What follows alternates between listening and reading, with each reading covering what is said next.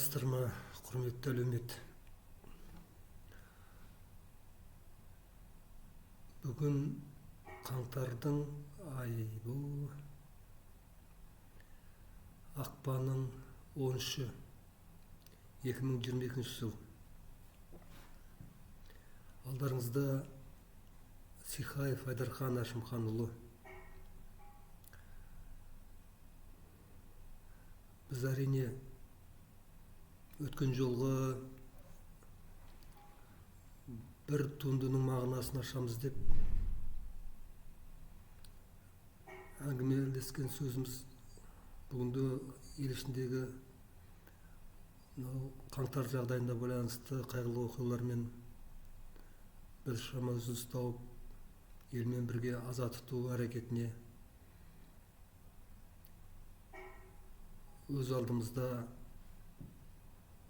кірісіп отырмыз. Қаңтар оқиғасынан кейін бүгінге дейін 40 күн толыпты. Бүкіл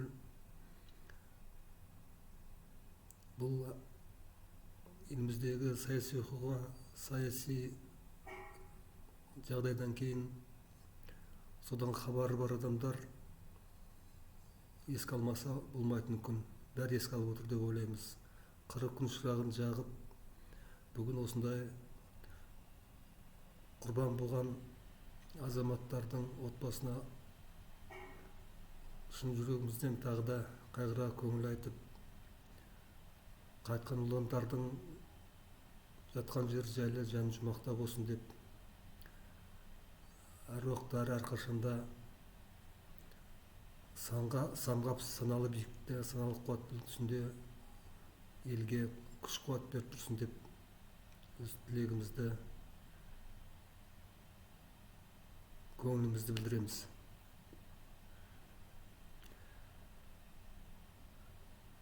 Әрине, бұл жағдай өткен жолғы қаңтар жағдайына білдірген пікірімізде, өткен ролімізді айттық. Бұған кінәлі адамдарды билік басындағы қутабандар дедік, пенделер дедік.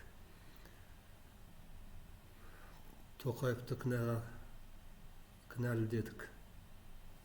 Оны сайлаған адам кінәлі дедік. Және сонымен қоса, сондай қутабандықты, сондай деңгей, сондай жағдайға көтеріп, соған бойын ұсынып отырған, пенделік, құлдық жағдайға түскен елімізді де бүгін кінәлі деп ойлаймыз. Себебі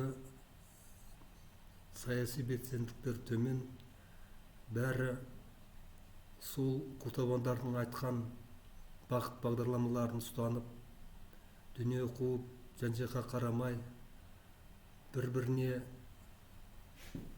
көңіл аудармай, жарысқа түсіп, бәсекеге ілесіп кетті. Аяғы не болды? Ол бәсекеден дым шықпады. Немқұрайлық жағдайға түскен, саяси өмірден, мәдениеттен артта қалған жұрт тек сауда-саттықпен айналысып, бүгінгі мүшкіл жағдайына орай енді естерін жинап, бұл қалай деп айтқа бастағанда міне оққа ұшып қаза болып жатыр. Алдында саяси құрбандарына, кейінгі белсенділерге шырылдап,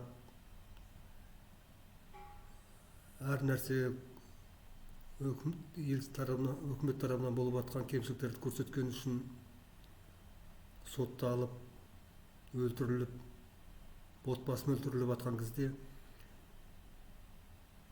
еліміз тыныш жатты. Енді көпшілігінің басына түскен іс болған кезде бәрі зар еңіреп жылап жатыр.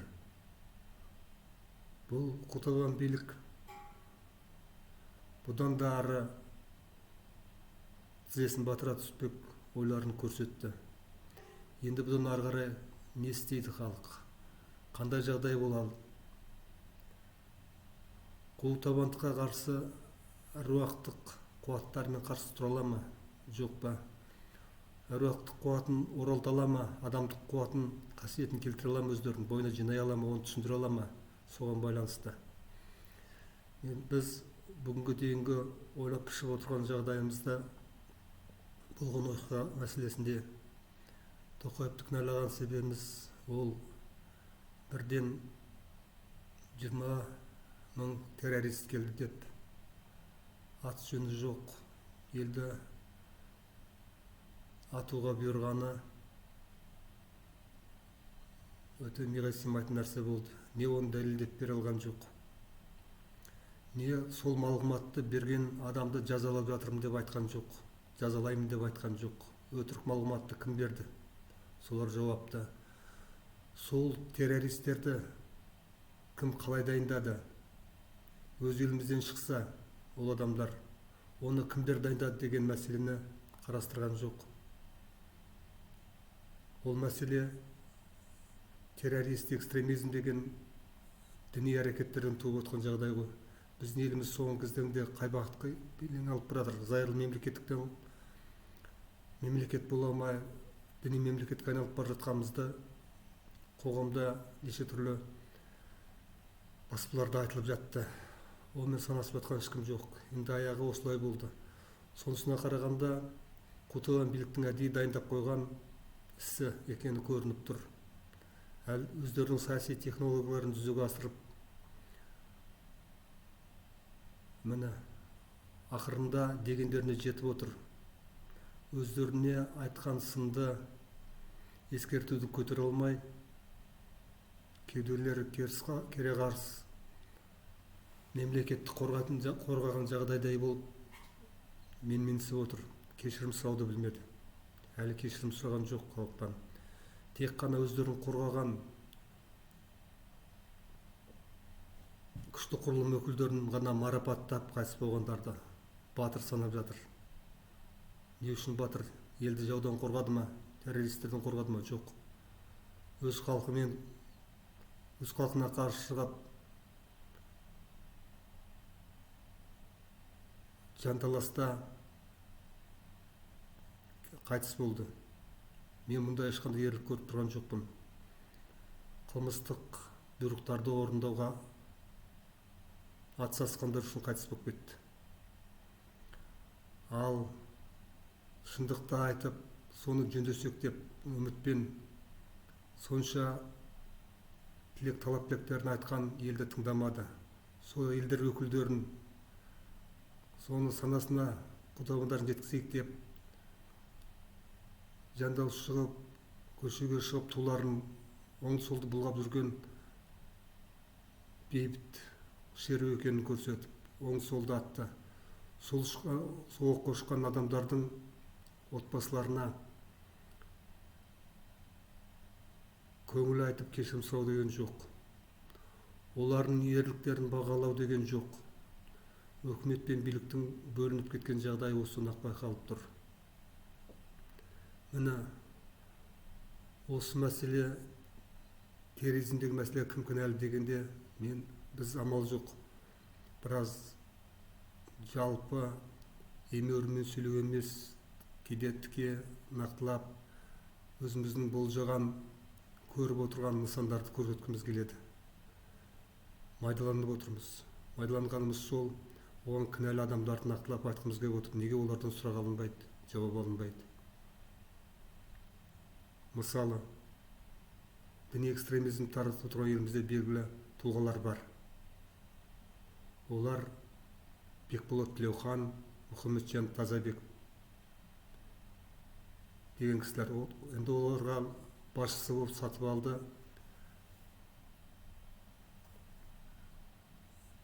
Әбіс сатып алды, Қайрат сатып алды ма? Қайсысы? Әйтеуір біреулерін қосып жатыр. Біз анық-қанығын білмейміз. Сол күшті құрылымда отырып, енді бұл арнайы жүргізіліп отқан саясат үлгісі болып отырғанын бәріміз байқаймыз. Ақпарат беттерінен олар түскен жоқ. Мен Бекболат пен Тазабекті айтамын, олардың соншама халыққа қара бет жексұрын көрінгендер сондай жанама ат тағылып алды. Бүгін халық ішінде бәрі Бекболатты Боқболат дейді. Мұхамеджанды боқ жеген жан дейді.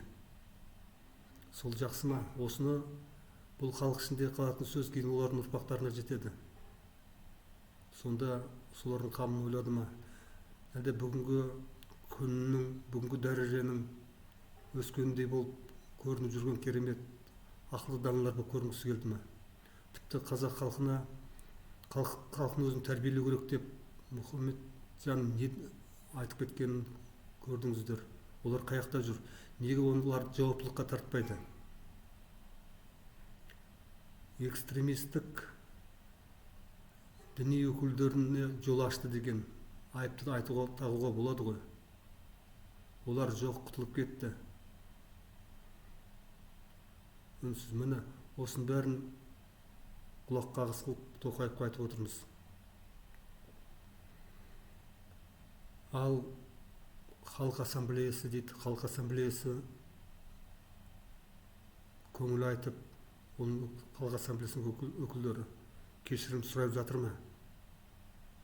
Қаза болған отбасылардан, қазақ халқынан жоқ. Мен бұнда бұл жерде біз бөліп отқан жоқпыз. Әрқайсысының өзінің жауапты орында отырған құзырлы топтардың қызметіне қарай, жауаптылықтарына қарай сөз етіп отырмыз. КНБ-ДВД-ның өкілдері, басшылары өз алдында күшті құрылымдар екенін көрсетіп, дербес құрылымдар екендерін халықтан кешірім сұрап істеген, жіберген қаталықтарына көңіл айта алды ма? Жоқ. Парламент депутаттары олар да кешірім сұрап көңіл айта алмады. Оларды ешкім сайлаған жоқ. Партия құрылымымен кіріп кеткен қайдағы бір белгісіз біреулер үндері шықпады. Кінәлі. Халық сенді деп, сенбесе де заң орындалып болар деп, дұрыс болар деп шағымданатын, Құран күтетін соттар, прокурорлар не болды? Жоқ. Солардың өкілдері кешірім сұрады ма? Көңіл айтты ма? Жоқ. Әкімшіліктер, әкімдер айтты ма? Жоқ. Облыс әкімдері, қала әкімдері, өз тұрғындарын, ауыл әкімдері.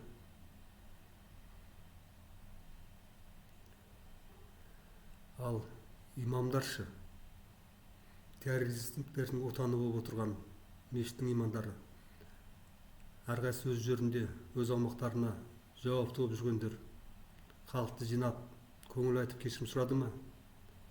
Дұрыс оғыз жүргізе алмай жатқандар үшін, сондай жағдайлар істерден шығып жатқан үшін жоқ, кінәлі. Ал университет басшылары сұрады ма?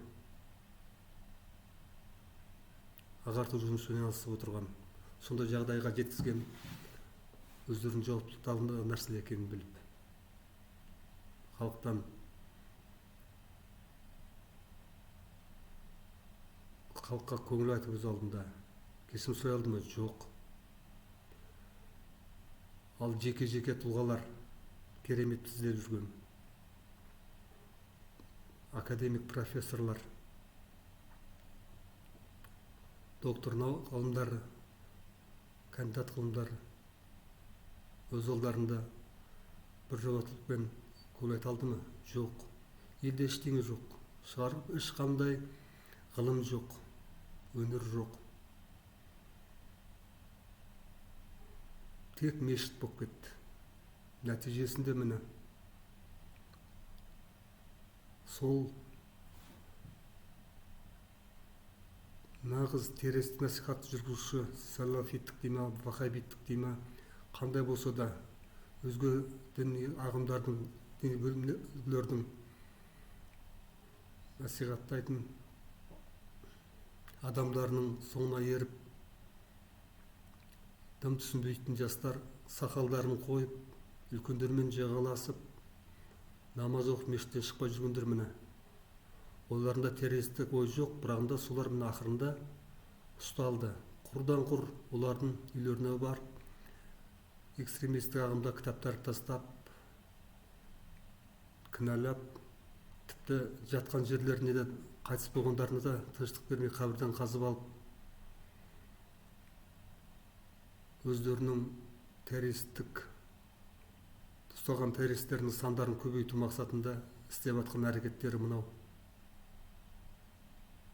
Өз қолдарымен жасаған сондай құрылымдарды халықты сан бөлікке бөліп, туған туысқандар бір-бірін жақтырмай кеткен заманда, ағайындар бір-бірімен ұрысып, дүние үшін таласып кеткен заманда, сан жаққа бәрі тас-талқан болып отқанда, өз түріктерін істеп отырған билік қалай өздерін жауап сезінбейді, өздерінің жеткен жерлерін қалай түсінбейді, қалай халықтан кешірім сұрай алмайды, сонша кеуде. Сол себептен де бұл билік бір жүйелік саяси әрекеттері қалыптасып қалған, елмен санаспайтын, тек өздерінің қылмыстық әрекеттерін қорғайтын билік қажет па? Тоқаев соны біле ма, білмей ма? Мен өткен жолы халық сайлаған жоқ деген себебім, намысты адам болатын болса, кезінде шу шыққанда ол өзін қайтадан түсейік, қайтадан сайланайық, мен дұрыстап түсейін. Анау мұғалімдерді насихаттап, өтірік бюллетендерді жазып тастап жатқанын көрді ғой, көрмеген емес. Сол кезде қайтадан кілт тоқтатып, қайтадан жүргізсе, халық кішкене риза болар еді ғой. Намысы болса, кішкене оның алдындағы, оны сайлаған президент, менен кейінгі президент тіпті менен де жаман, бұдан да жаман болады. Әлі сендер осы күндеріңе риза болмасаңдар,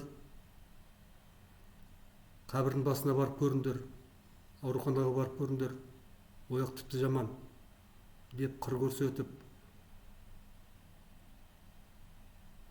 елді үрейлендіргендей жағдайын көрсеткен. Оны біреулер үлкен кісі алжып қалды деп ойлайды. Жоқ, алжыған жоқ етін. Ол шын басынғандығы, не істейсіңдер деген үлгісі болар. Соның бәрін біліп отырған Тоқаев, соның бәрін есепке алып, неге кішкене өзін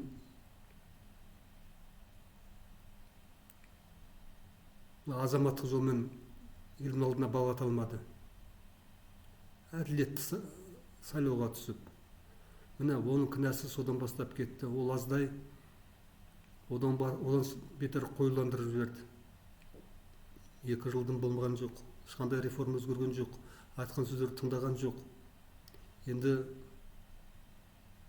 қан төгіс болды аяғы. Бұл дұрыс емес болып тұр. Міне өз бастары үшін, билік үшін, өздерінің орындар үшін біреулерге қызмет еткендер үшін, халыққа емес, өзінің тәуелді адамдарына қызмет ету үшін осындай жағдайға әкеп отыр елді. Құрметті әлеумет, айтатын нәрсе көп. Мен білемін, біз білеміз. Бізден де жақсы ойлайтын адамдар бар. Ол жан-жақтан айтып отыр, халықтың зарын көріп отыр.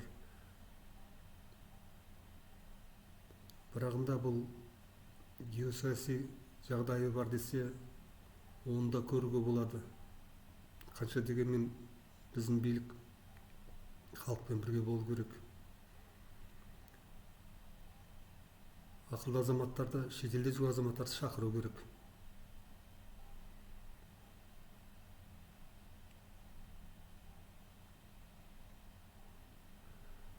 Бәрін қайтадан сайлау жүргізу керек. Таза, ешкімді қудаламай, ешкімді кемсінбей жұмыс істеу керек. Бұл ұры билік өздерін элитамыз деп санайды. Қайдағы элита? Қалай барып отқандарын өздері, не істеп отқандарын халық білмейді деп отыр ма? Ұялмай, біз элитамыз, Қазақстан элитасы деп айтады. Элитадан садаға кетіңдер.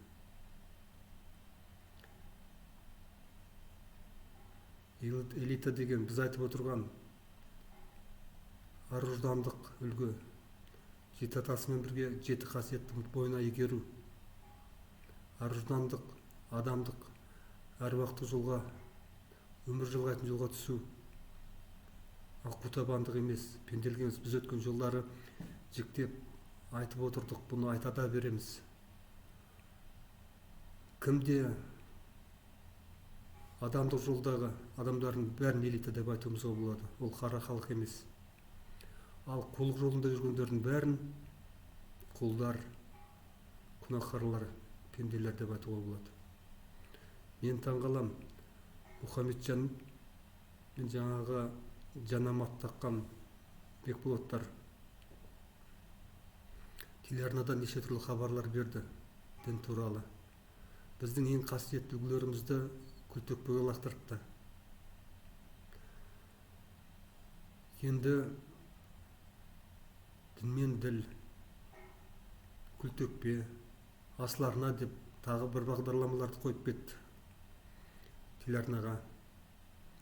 Тағы біз пендеміз дейтін бағдарламалар қойылып жатыр. Ол кім үшін керек? Пенде болса пенде болыңдар, ел тәрбиелеу осындай бағдарлама керек пе? Өздеріңді ақтау үшін қойып жатсыздар ма? Қандай табиғат, қандай ел? Бірнеше арада біздің қазақстандық біз пендеміз деген бағдарлама. Ол не деген сөз?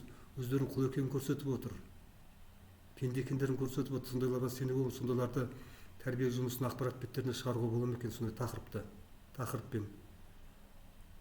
Бұл деген сөз біздің елдің есі ауысты, биліктің есі ауысты. Есі ауысқан елге есі ауысқан бағдарламалар беріп, саяси бағыт көрсетеді. Бұл бағыт емес, бұл жоғалу жолы, құру жолы. Сондықтан елім, мынау құрметті әлеумет көріп отырсыздар. Мынандай қайғылы ойды қайталамас үшін біз жөнделуіміз керек.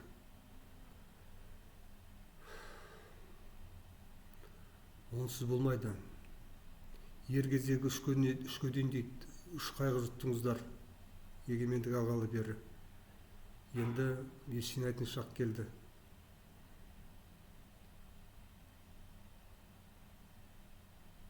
Әруақтанайық. Ұрпақтардың қамын ойлайық. Оны ойламасақ, осы бетпен қалсақ, мынау Кутабан билік өкілдерінің басына да осы күн түседі, соны қалай ойламайтын біз білмейміз. Басқалар бастарына түсіреді, біз түсіре алмасақ. Халық жоқ болғанмен басқа елдер бар. Елдердің сонда қалғанымыз өкінішті. Не ғылымы жоқ, не білімі жоқ, не тілі жоқ. Елге айналып баратырмыз. Рухани жойылып баратқан елге айналып баратырмыз. Бірағында соңғы тұяқ деп серпілін көрсетіп жатыр. Момын мал болмайық, қой болмайық,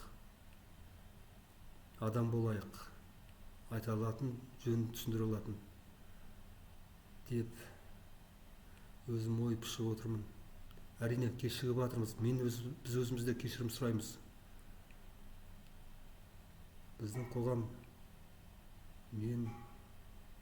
бізде кінәліміз, кешігіп жатырмыз.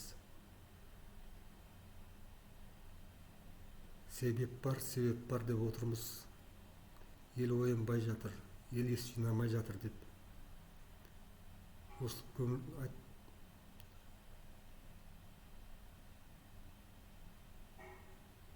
өзімізше өз ойымызды білдіруді бүгінгі қаралы күні